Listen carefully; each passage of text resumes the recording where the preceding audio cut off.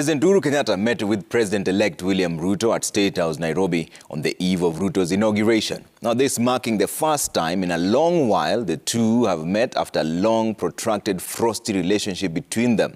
President Kenyatta congratulated his successor, wishing him success as he takes over the country's leadership mantle. And as Sam Ogena now reports, President Kenyatta challenged Ruto to be the nation's unifying factor. State House Nairobi played host to President-elect William Ruto on the eve of his inauguration as the country's fifth president. Ruto hosted by his predecessor, President Uhuru Kenyatta. The State House meeting the pinnacle of a transition process that began back on the 12th of August, where State House and the office of the President at Harambee House was open to Ruto's team to prepare for the transition process. This afternoon's meeting between the President-elect and myself is the final step in that process. The State House meeting a ceasefire after a long drawn protracted shadow boxing and bad blood between the president and his now successor. President Kenyatta openly opposed and decampaigned Ruto as he sat at the apex of the Azimio La Umoja top decision-making organ.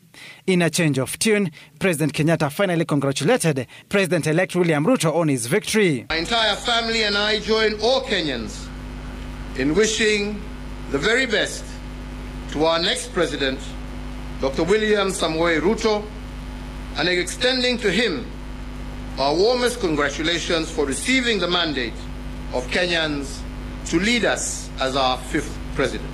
Prior to his farewell speech, President Kenyatta was yet to acknowledge Ruto's victory. The two have openly engaged in a war of words. The handshake of March 2018 said to have driven a wedge between the president and his deputy, with the president in an executive order stripping Ruto his responsibilities and assigned them to the Interior Cabinet Secretary.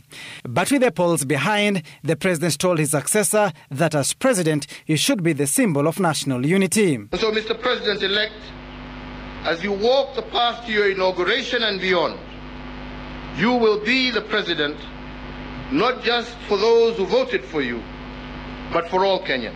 I therefore wish and pray for your success, as your success will be Kenya's success. The president will hand over the country's instruments of power, including the symbolic sword, golden chain, and the constitution to President-elect William Ruto.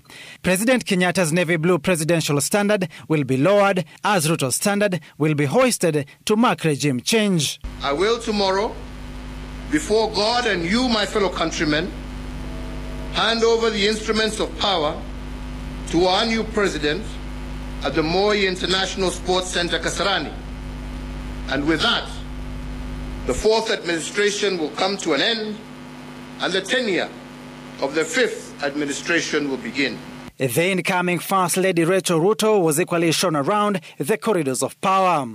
Outgoing First Lady Margaret Kenyatta took Rachel Ruto around the country's most powerful residence as she graduates from the official residence of the Deputy President to State House Nairobi.